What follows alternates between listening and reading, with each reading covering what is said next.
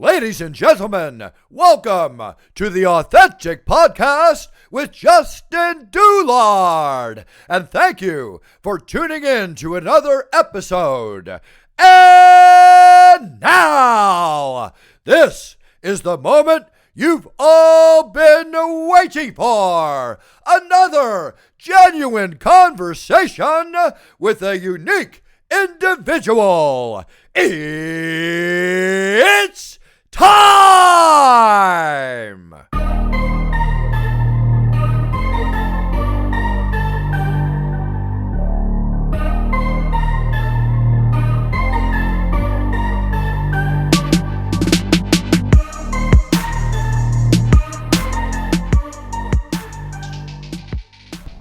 All right, everybody, welcome back. I got my old professor here who is a criminal defense attorney, Mr. Ward Johnson. Thank you for coming on. Absolutely. Glad to be here. Ward, why don't you just go ahead and tell us a little about yourself and explain to somebody who may not know.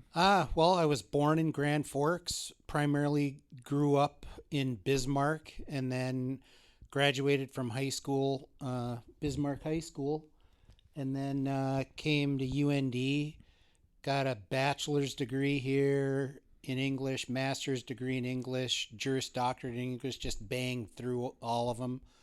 And then just been practicing law. At the same time I was doing all that, I was also a member of the Army Guard in North Dakota, which was an excellent decision. That's a great organization. And so pretty much hung around North Dakota, except when the country sent me somewhere worldwide. And so I was deployed 3 times overseas. Desert Storm was my first one, and then 2 times to Guantanamo Bay. What'd you do in Guantanamo Bay exactly? A number of different things.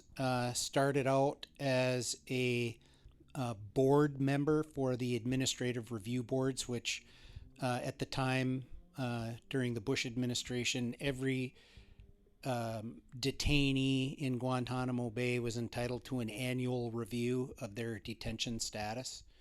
And so there was always work being done to make sure there was no misinformation, cross-information, wrong guy stuff. You know, the 3rd year that somebody was there, we found out that this wasn't the right guy, sent him home, stuff like that. And then combatant status review tribunals for the 14 high-value detainees, which included Khalid Sheikh Mohammed, Ramzi bin al-Shibh, Abu Zubaydah, the Belly bombers, the USS Cole bombers, East Coast Sleeper Cell. I was the 06 in charge of the team that put all those guys in Guantanamo Bay. So it was called the Tiger Team, and I provided overhead cover as a senior lawyer, but supervised 05s, the lieutenant colonels that were in charge. Like I had one lieutenant colonel that was in charge of the team to put the Khalid Sheikh Mohammed case together, another 05 in charge of the team that put the Ramzi bin al-Shibh case together, and so on. And so when they would come up on a full stop where they were trying to get information from one of the alphabet agencies and couldn't seem to shake loose something, I'd get involved with the upper echelons and get them the information they needed. So then I was the president of combatant status tribunal boards. I was president of administrative review boards, or presiding officer, I guess they called those. My final 3 years, I was the director of the Office of Military Commissions, and my job at the Office of Military Commissions was making sure that the war crimes tribunals down in Guantanamo ran smoothly. So we had a $60-some million annual budget, and my responsibility was to make sure that the Office of Prosecution had office space, and the Office of Defense had office space, and had the employees and resources that they needed to do their job. I also was responsible for the Clerk of Court's office and the Convening Authority's office, and getting everybody their resources and putting budgets together and hiring and firing. Like I'm the guy, the senior guy that decides within the agency if you fire somebody, that type of stuff. So it was more babysitting. I didn't practice a lot of law that 3 years. Sure. So, but the guys under you, are they representing the prisoners of war there? Is that how that works? Well, there were lawyers there that worked in the Office of Prosecution that worked for a 1-star general, and there were officers that worked for the defense, and they worked for, I believe, when I was there it was an 06, but after I left, they bumped him up to a 1-banger too, and my job was to resource them and make sure that they had paralegals and associate attorneys and get them their security clearances and make sure that everything was provided for them to do their jobs. I know there was a lot of controversy at one point in time with Guantanamo Bay, and I think you talked about that with a local paper. What was that about? I mean, well, Guantanamo Bay came on the heels of the Abu Ghraib scandal, which really was a scandal. There was malfeasance and misfeasance on the part of senior United States Army military officers, namely Brigadier General Janice Karpinski, I believe her name was, who was just derelict in her duties. And so what happened was that got cross-pollinated to Guantanamo Bay for no apparent reason. People forget that that Guantanamo Bay was run by the Defense Department. And the whole time I was there, I never saw any breach of the Uniform Code of Military Justice. If I had, I would have blown a whistle, raised a flag, because by training I was a defense attorney. You know, I'm the Constitution and protecting those that can't protect themselves is near and dear to my heart.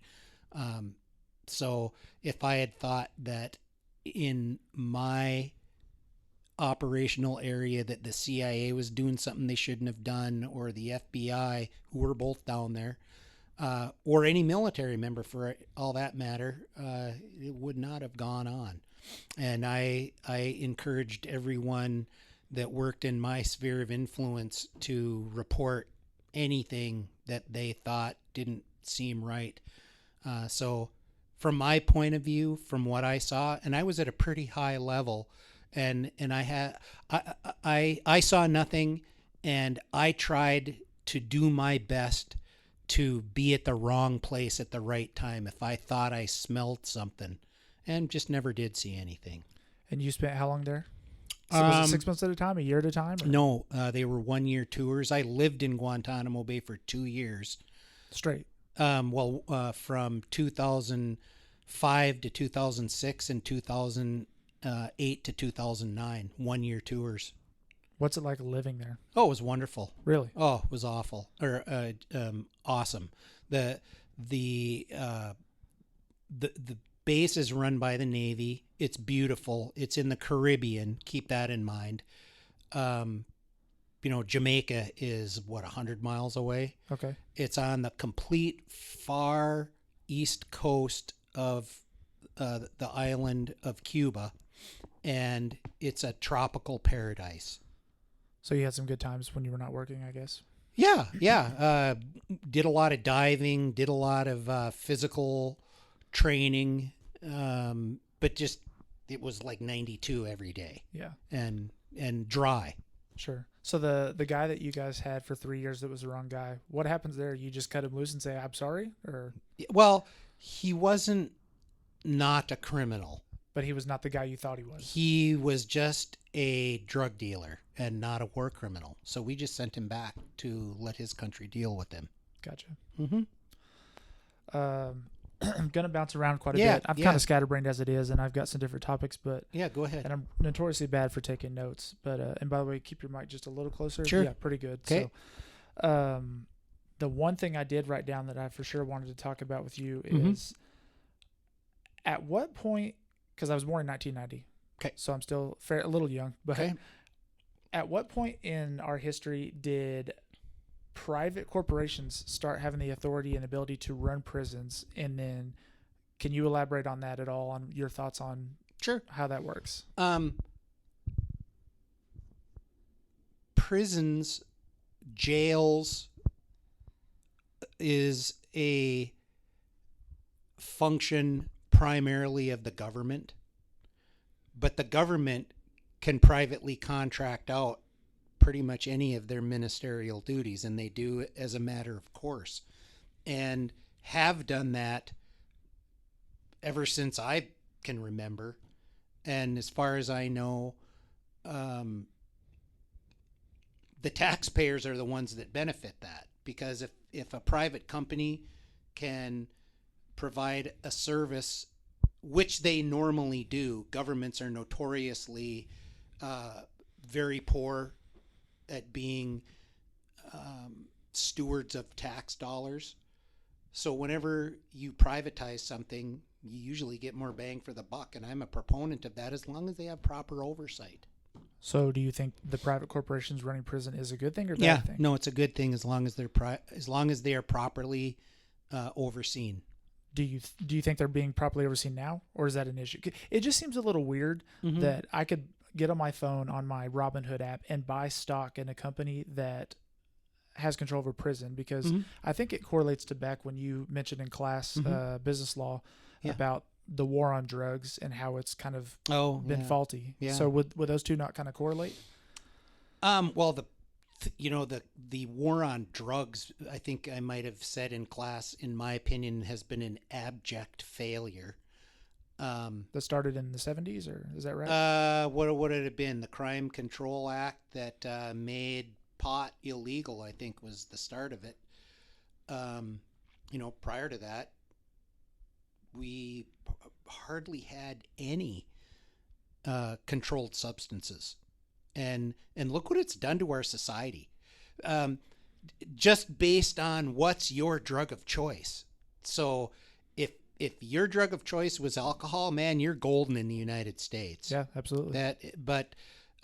So people don't like to hear this, but this is the truth. You grow sugar beets in the state of North Dakota, and they turn that into sugar.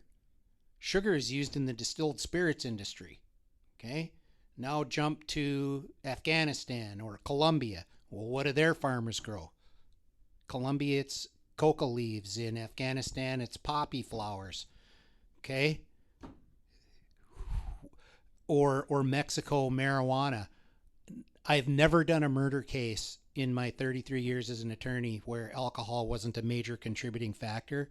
I've never done a murder case where somebody was hopped up on marijuana, or no, there are drug deals that have gone bad, but primarily murder cases are when someone has completely taken leave of their senses and gone berserk, and you see that a lot with alcohol. You don't see it so much with pot. Yeah, I know you mentioned that too with a lot of domestic disputes as well. It's usually always alcohol involved.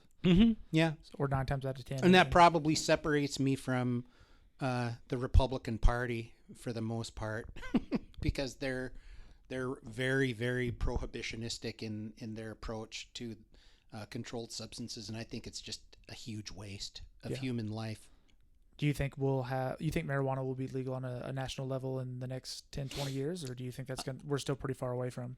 I hope it is, and I am not a pot smoker. I've never been a pot smoker, but I think if somebody wants to smoke pot, they should be able to smoke pot. Same as you would go to a bar. Yeah, drink like that. So. Well, you look at other examples of societies, the way they handle controlled substances.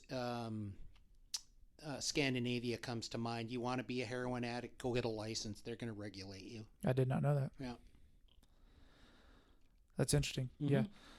I was going to jump to something next. I couldn't remember what exactly I was thinking about.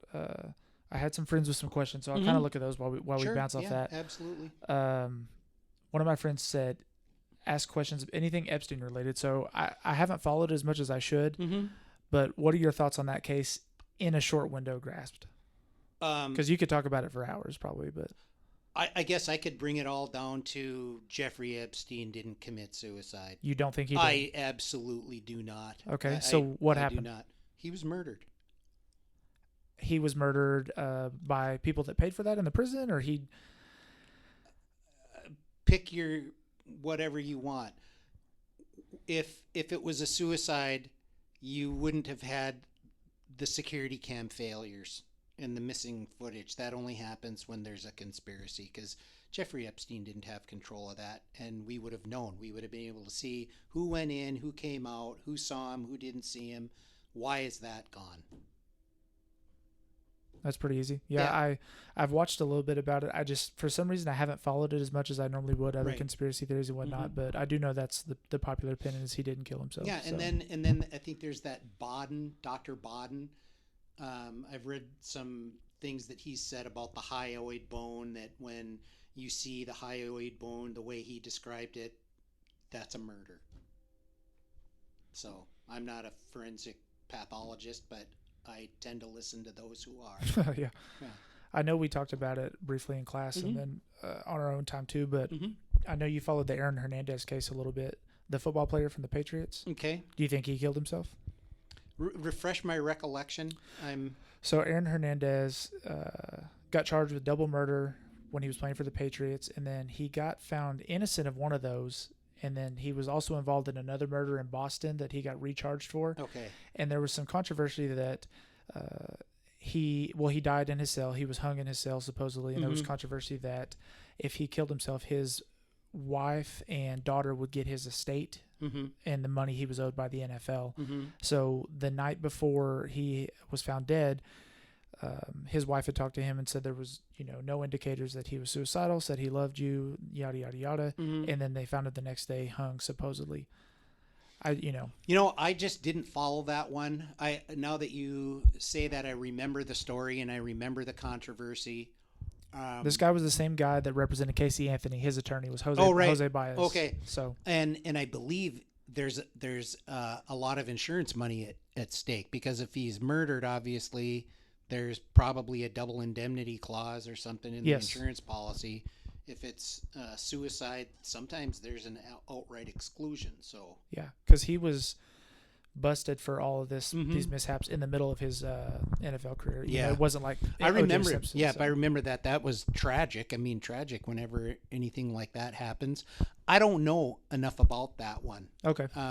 The only reason that Jeffrey Epstein is, I think, so interesting to the public is it is another situation where the Clintons are involved. Okay, yeah, that's another good one. And I believe that the flight records that have just been subpoenaed are going to verify what's been leaking out little by little, that Bill Clinton and Hillary Clinton were frequent visitors of what do they call it? Pedophile Island or something like that. Yeah, that's a new one the past couple weeks. Yeah, along with a ton of other politicians on both sides of the aisle.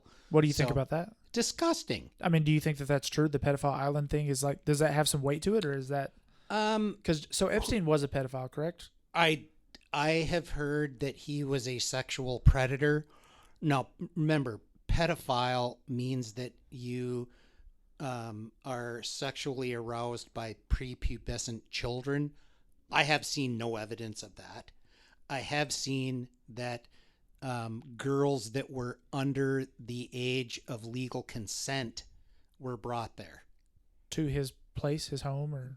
To a number of different places in America, in other countries, and then this island. Gotcha. So, and then the thing that we were talking about before that you go into is, so I guess, is it that the Clintons, whenever you rat out a Clinton or something, you end up dead a week later?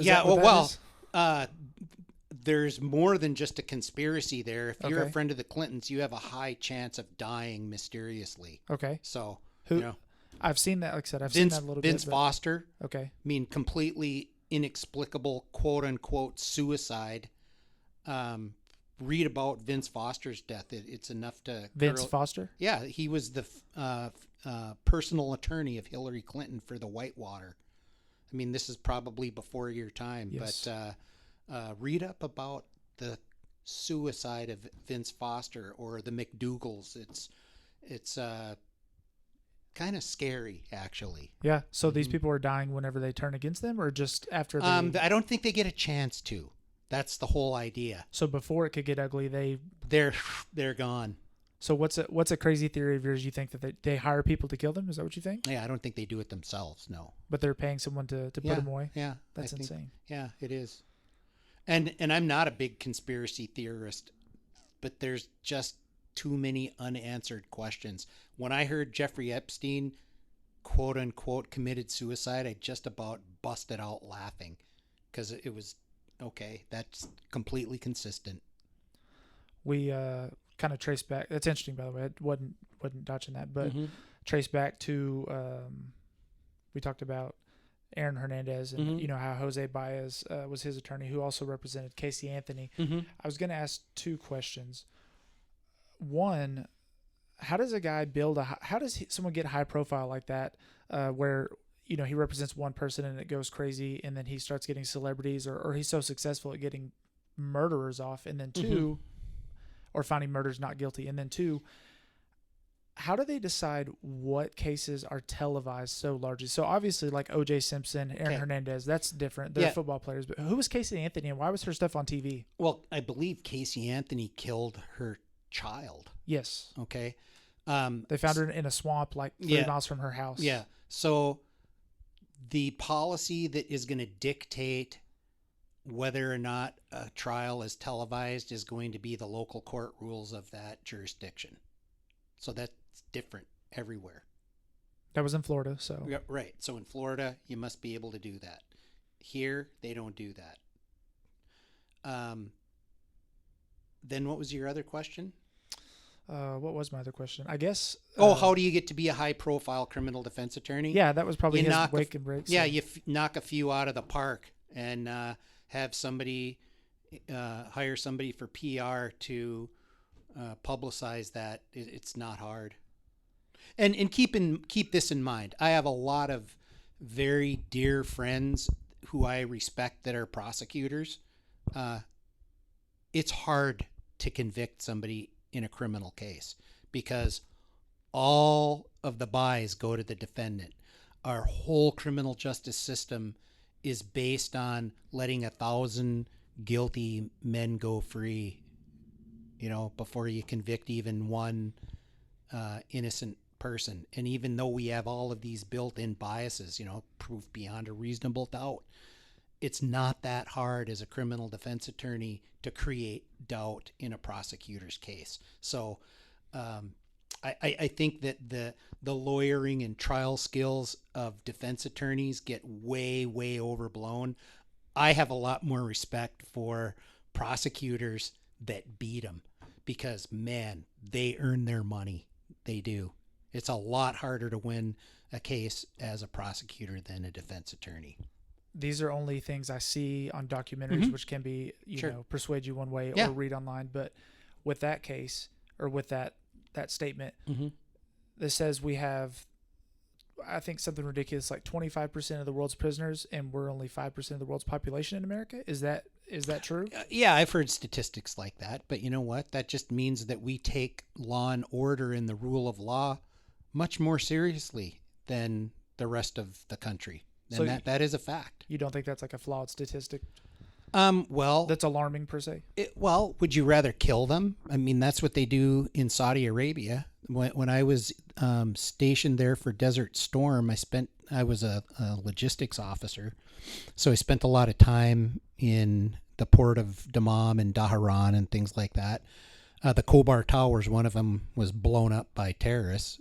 We had a place there that we operated out of. But about a block away from there was this little building, what would I say, maybe about the size of the Hub bar. I mean, that's not a big bar. Okay. Every Friday it was emptied, and they cut off hands, and they poked out eyes, and they beheaded people, and they emptied it out until the next week. Okay. Why? Because that's how they mete out punishment under Sharia. These were any crimes?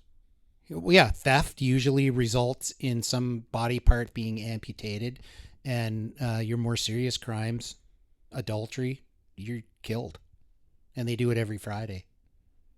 What about it like a more civilized nation that, you know, somewhere in the UK or whatnot? Are their prison systems pretty comparable to us, or are we?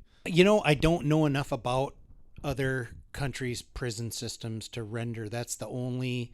I became a student of Sharia when I was. Because you were working it. I was, yeah. I wanted to know what makes these Islamofascists tick. So I read the Quran in English. So, your Islamofascist is going to say, no, you didn't read the Quran because you can't read Arabic. Okay. I don't read Arabic. I read a translated version of the Quran because I wanted to find out why do these people act like that. But then you have the Quran, and then you have several other lesser books. I think one's called the Hadith, and they tell you how you handle society. You think there's a direct correlation in the way things were ran and reading in the Quran? Is that what you're saying? Oh, absolutely. Interesting. Yeah, and so you have Islamic law being carried out by Islamofascists, and they like to kill people and cut body parts off. I would rather put someone in a cage. Yeah, I mean that's a valid point. So, yeah. We'll go to another question real quick. Some of these are going to be pretty generic, so I'm sure you've asked them thousands of times. But what would you say is the hardest part of your job being a criminal defense attorney? And then, are there cases where you ever feel like there is no true justice?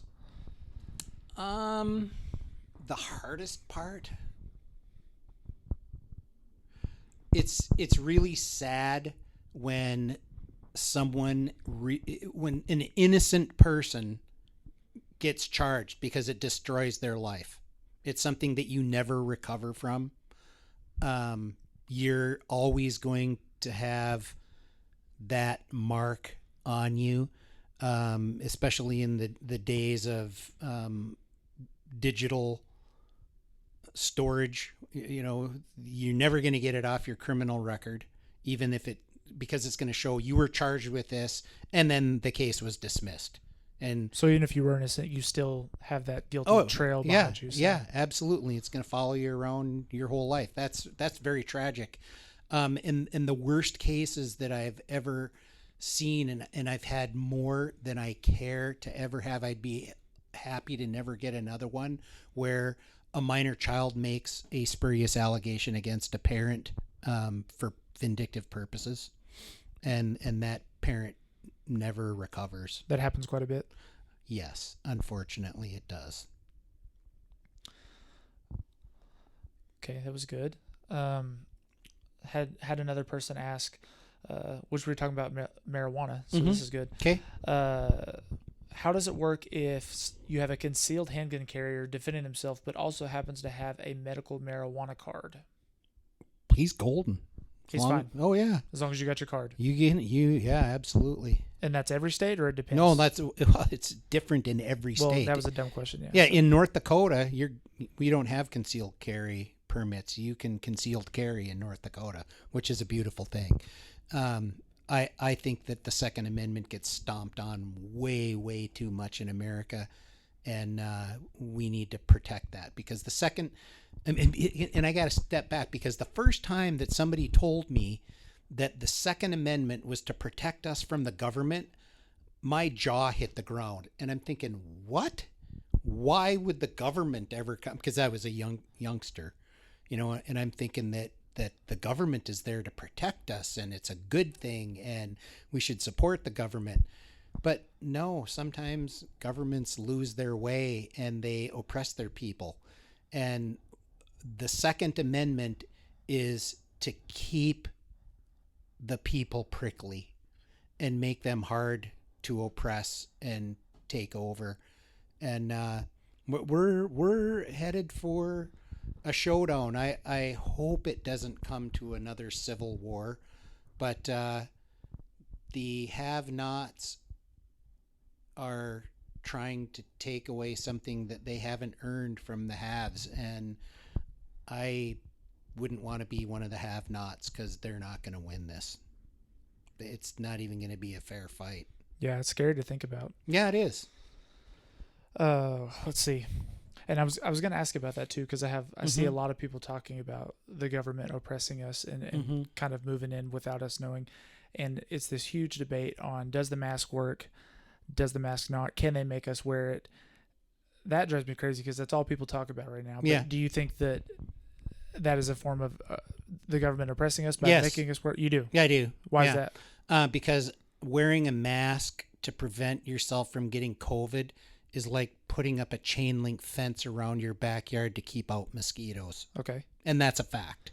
See, I never know what to believe because I have family and friends who are medical professionals that say it works, and then I have friends that say there's no way it works. I never know what to believe anymore. Okay, so I do have a little specialized knowledge in this area. In addition to being a lawyer, I was a medical service corps officer in the Army my entire 34 years. Okay. So we have a place called USAMRIID, United States Army. What is it all? It's been so long since I've been down there. Yeah, another crazy. The Infectious Disease Institute. That's what it is. Then it's run by the Army. And where was that at? Is it in Maryland, I believe? Okay. Okay. So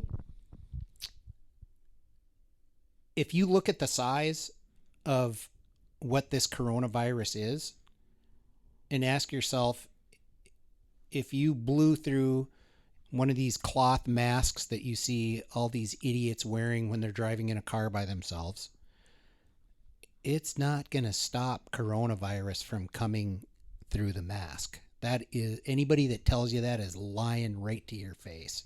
That's just false. If you want to protect yourself from coronavirus, go see what the research scientists wear in a level 4 containment area. So probably that's what you need. A full suit with gloves and absolutely like a biosuit. Yeah.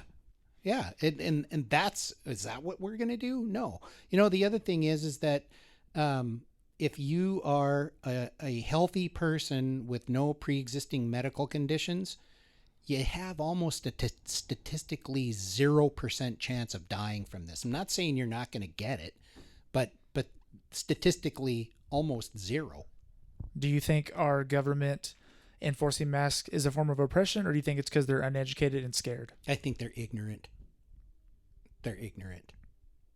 Because I see a lot of people saying it's just a mask. They're going to make us wear a mask, and the next it's going to be just this. And I didn't know if you thought it was because it's something new and we're uneducated, or if you truly think that it's a move towards more government control. No, I don't think that there's a man behind the curtain type thing. I think that it's just basic ignorance.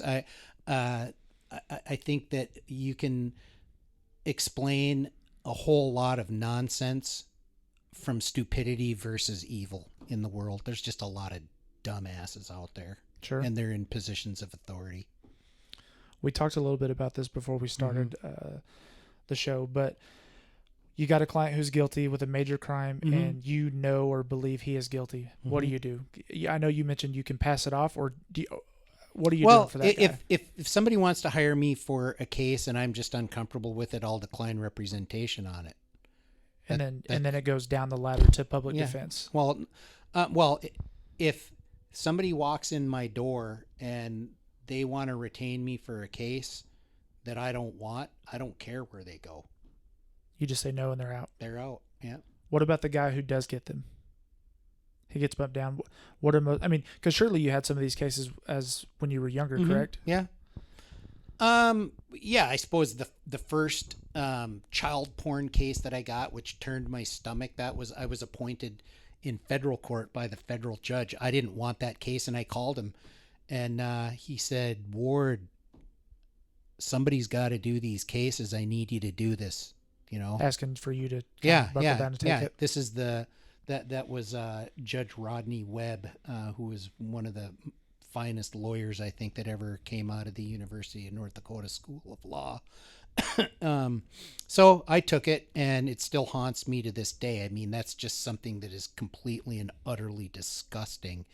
And if I have anything to say, I will not take another child porn case. They're just too hard on a person. I mean, they steal part of your soul. Sure. So that was your one and done with that. You never had any more. I had a couple others that came up in the midst of representing a primary charge, and then as the investigation went on, some child porn was found. You're just kind of screwed there because you're already on the hook for the other stuff. But you know, that you as a defense attorney make a decision along with your client early on in any criminal representation. Are you wanting me to represent you because you're innocent and you didn't do this? Or are you wanting me to represent you because you did do this and you want to make sure that you get the least amount of jail time, the smallest fine that there is possible in the situation? By far, over 90% of the criminal representation that I do. Turn this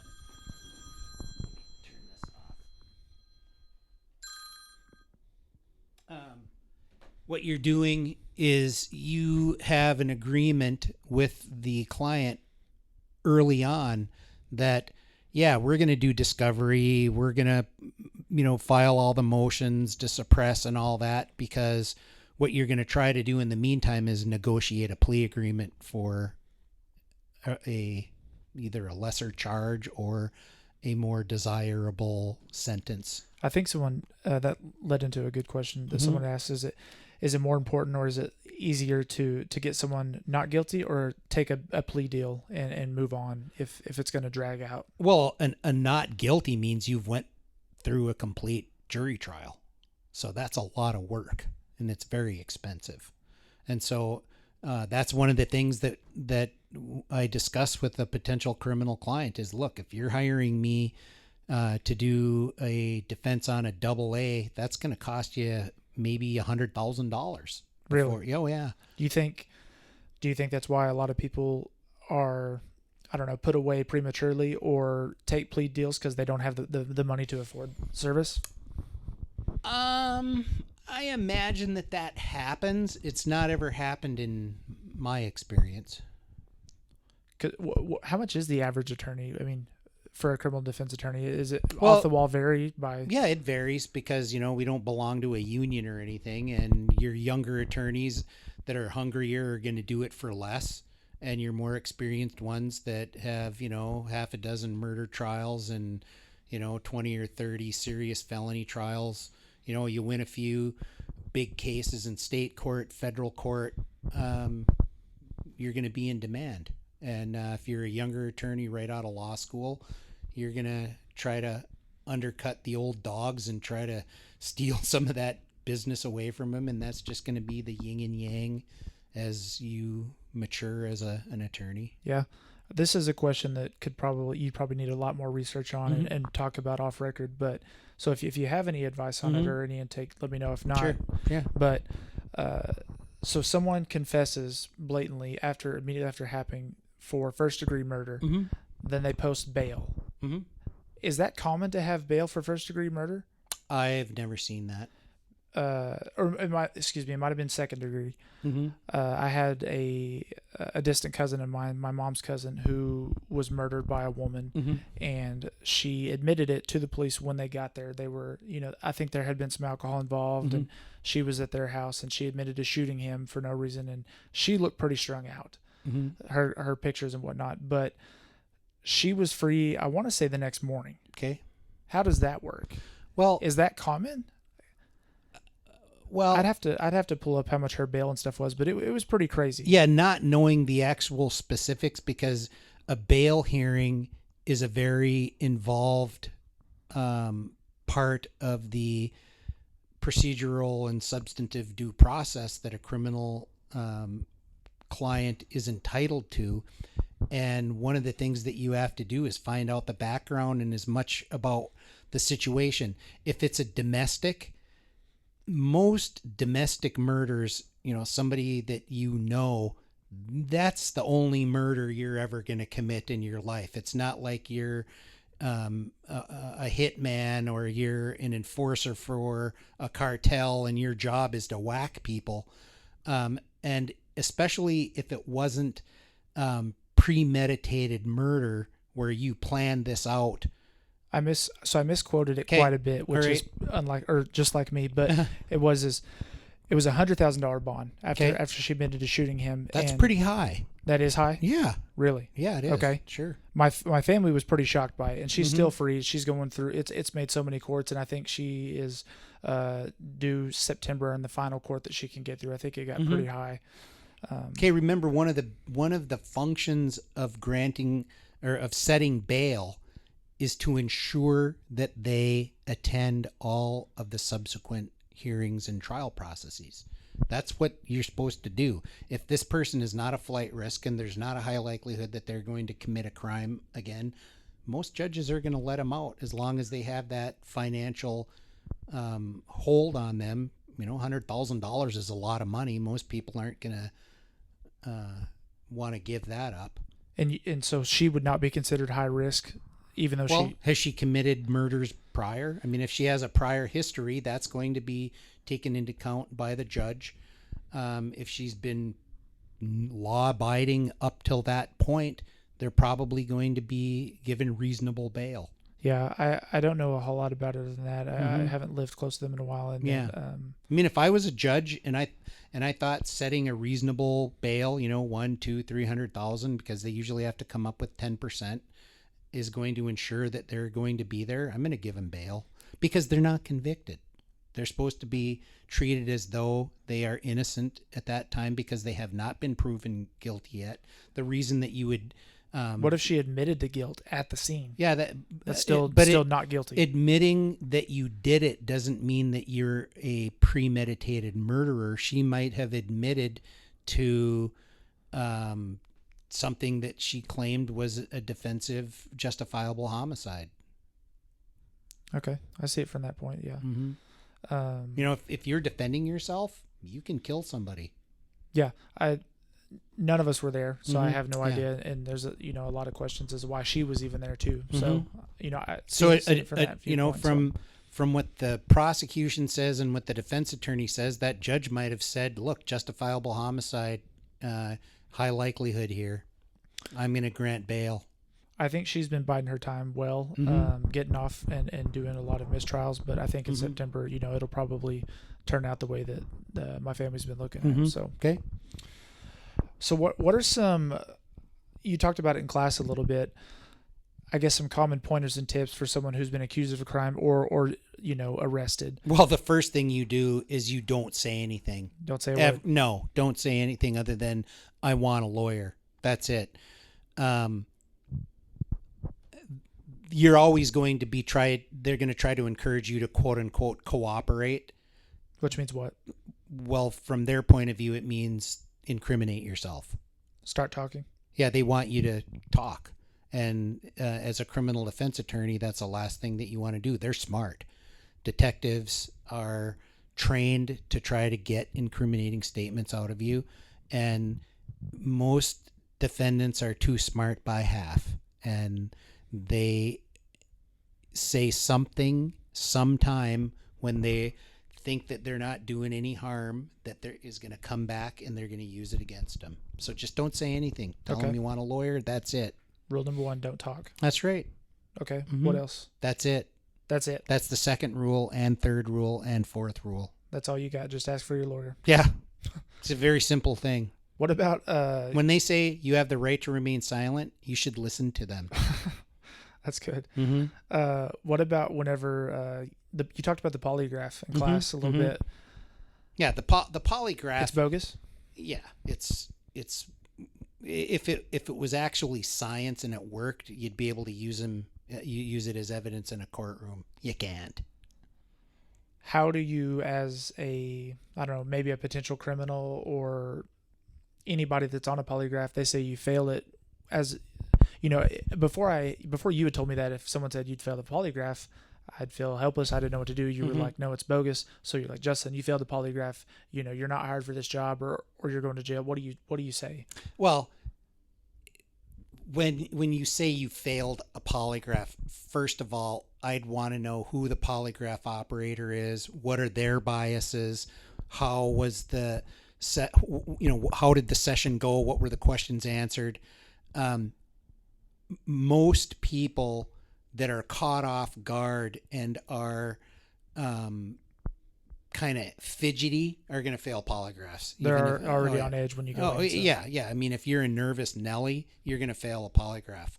That's just the way it is. And so, why do we have them? Yeah, why are they still relevant? Because luckily for law enforcement, nobody knows that, and so law enforcement uses polygraphs to find out, okay, who's willing to take a polygraph. That, in my opinion, if you're willing to take a polygraph, that says a lot. You can decline it? Well, yeah. But if somebody comes in and says, you know what, I'll take a polygraph, they don't know that polygraphs are just witch doctory. They think that it's a lie detector test. Well, they're not. Is there a difference in the two? No, that's just the vernacular name. A polygraph is called a lie detector. Yeah. No, polygraphs are not lie detectors. All they do... That's what they were known to be. Yeah. What a polygraph does is it checks blood pressure, it checks pulse, it checks... Some have galvanometers that check whether you're perspiring number. What they're looking for are... like abnormal movements and... just systemic responses to questions. Well, some people have those systemic responses and they're completely innocent. And sociopaths don't have them because they don't have a conscience. Really? Yeah. Interesting. And you talked a little bit about drug sniffing dogs too. Mm-hmm. Can you elaborate more on, because I don't want to misquote you before we dive into it. So, we used drug sniffing dogs that weren't really drug sniffing dogs when we ran aerial ports of embarkation and debarkation, because what you want is people to use the amnesty boxes, and if they see that there's dogs there, they're just going to give it up. They're going to give it up because they can go behind a screen, throw the junk in there, and then they're clean. You were looking for drugs or weapons or all everything? all the time. Yeah. So is that pretty common in civilian side? And I don't know. That was my experience, because an actual trained drug dog is hard to come by. Really? It takes time. They are not, a police dog in and of itself isn't going to be a drug dog. Do you think that those are used on the streets inappropriately or illegally? Like what, to attack people? No. Oh. You say sometimes they're not real drug sniffing dogs. Do you think people... Oh. We're going to search your car with a dog. Oh, okay. Well, if I have a client call and say that a dog alerted, I'm going to want to see that dog is really a certified dog. And you do that? Oh, yeah.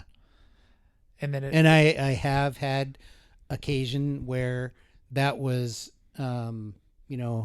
Roxy, the German Shepherd, that was just the family pet. Really? Yeah. Oh, yeah. So what happens then? The case is gone? Yeah. It's excluded. You can't do that. They have to be real drug sniffing dogs. But that does happen more often than you think? Well, it's twice I've seen that. What about the guys in Minneapolis with the George Floyd stuff? What do you think is going to happen to them? Who? The cops.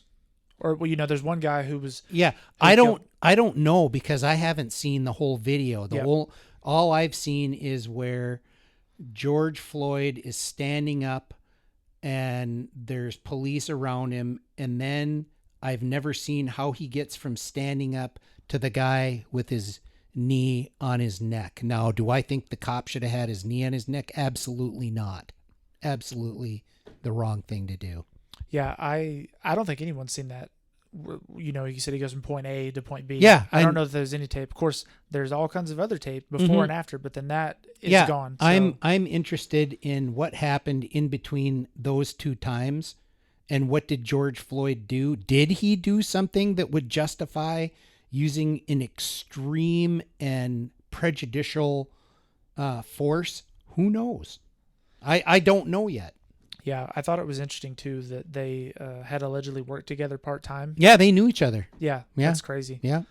As the case goes on and stuff, you find stuff forever. But I didn't know if you had any thoughts on what was going to happen to that guy or the team that was with him. I just don't know enough about the granularity of the facts to say.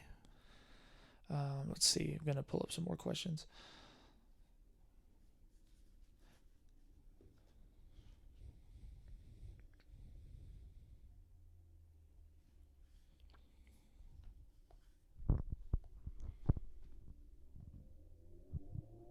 How do you deal with victims' rights such as Marcy's Law?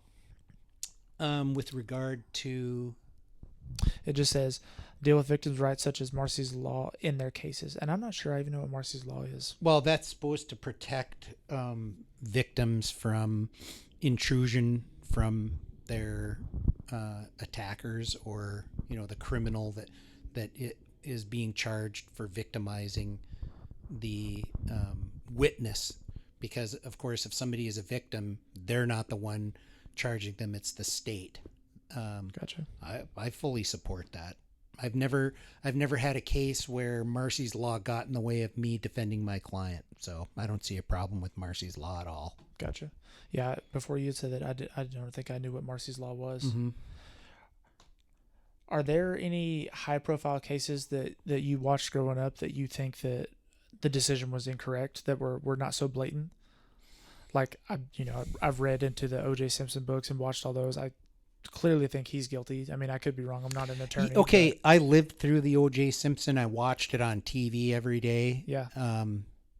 Obviously, I was very interested in what was going on, and I was completely and thoroughly disgusted with law enforcement's behavior. And O.J. Simpson got away with murder because the investigators cheated and they got caught. And that's, in my opinion, what happened. I think Mark Furman should have been charged with tampering with evidence. I thought the judge in the case was a complete idiot. Allowed shenanigans and nonsense in a court like I've never seen ever since that. I've been in courtrooms for 33 years, and I have never seen attorneys behave like that. I thought Marsha Clark was a complete moron. Do you think a lot of this has a correlation to the fact that it is streamed on TV, or do you think it's just idiots got a hold of it? Yeah, it was probably funny to the defense team, really, because the defense team were seasoned professional lawyers, and the prosecutors in this case were just idiots. And I don't know what they're doing now, but that was not a good showing for how to prosecute a case. And just the inconsistencies in the investigation, and how, they took O.J. Simpson's blood so that they could have an exemplar of it to compare it to what was found here, there, and everywhere. And there was blood missing out of his vial that couldn't be accounted for. And then after the crime scene investigators, after the criminologists left, they came back and found more blood. Okay? Somebody's doing something that they shouldn't be doing. And it just disgusted me, because I want to put criminals behind bars just as much as the next, but you can't cheat. And you can't break the law. You got to do it by the rules. That's our system. And if you're not willing to comply with that, then you shouldn't be in law enforcement, because there are going to be guilty people that get away with murder. Yeah. Learn to live with it. Did you follow the Casey Anthony stuff much? That case just weirded me out. I didn't. I mean, I watched it come on news and, got disgusted, but no, I didn't follow it, the forensics of it, like I did OJ. And you're saying whenever things are streamed on TV, it's a state by state thing, and people just like request it because it's so high scale? I've actually had cases where the media made motions and they were denied. They wanted to have cameras in the courtroom, and no, they were told no. Yeah, like I know with the Aaron Hernandez one, I followed pretty heavily because I'm a big football fan, and then of course I read his books. I read one from gosh, I want to say it was John Grisham. Mm-hmm. Who mainly does fiction, but then I also read it from Jose Baez's view, just to kind of see where it says. And naturally, he claims that he was innocent, but just was always curious why some make it to TV and why they don't, aside from being celebrities, because OJ and Aaron were celebrity football players. Mm-hmm. Casey Anthony, I don't think anyone ever heard of her until No. this happened. So, and I don't know that there's been another high-profile one on TV like that since. Right. Yeah, I personally don't think that they should be televised because I think it encourages antics that are contrary to good order and discipline and the justice system that go on. Yeah, it seems like as soon as high-profile cases on TV, like everything in America, people just start splitting. And Well, they taking a showboat. 50-50. Yeah. They showboat. And I guess I was taught by my mentor, Kevin Spaeth, that you don't talk to the media no matter how much you want to. Just walk by and say no comment and tell your client to say no comment and just leave it at that. You don't try your case in the media. That's just the wrong thing to do. Have you worked on, I'm sure you have, on some pretty high-profile cases yourself that probably would have been made good news? Or Yeah, absolutely. Could you give us an example or two of that, or is that proprietary? Well, like you want the case name or? I guess maybe just for people who might listen, just a big case that you got or something that was pretty devastating. Well, I did a murder case back in the 90s where I won't say the name, but my client was accused of shooting his best friend in the head with a .22, and he absolutely didn't do it. And in the course of the trial and investigation, I hired private investigator Ross Rolshoven. He owns Great Plains Claims. He's an awesome investigator. Ross's investigation was able to affirmatively show who actually the murderer was. So, the state's attorney, unfortunately, or the BCI, whoever was in charge, that's Bureau of Criminal Investigation, made a decision as to who did it and then tried to find evidence that supported their theory when it was pretty obvious that this other guy had done it. And the jury deliberated for, I don't know, an hour. It was a 2-week trial. Not guilty. Sounds pretty easy on your part. Sounds Well, like you did your job. So. Well, not easy, but I mean, Like it went smooth. whenever you go up against the state or the federal government, you've got your work cut out for you because you have the power of basically an unlimited budget when you're like going up against the DEA and the FBI, ATF. They have millions. A lot of resources and money. So. Mm-hmm. Yeah. Well, I think I'm pretty good as far Okay. as that, unless you have anything else you No, want to add. Or, no, a lot of fun. Thanks for Yeah, having me. I appreciate you coming on, and hopefully Okay. the people enjoy the pointers you gave and whatnot. So Perfect. thanks, man. Yeah, have a good one.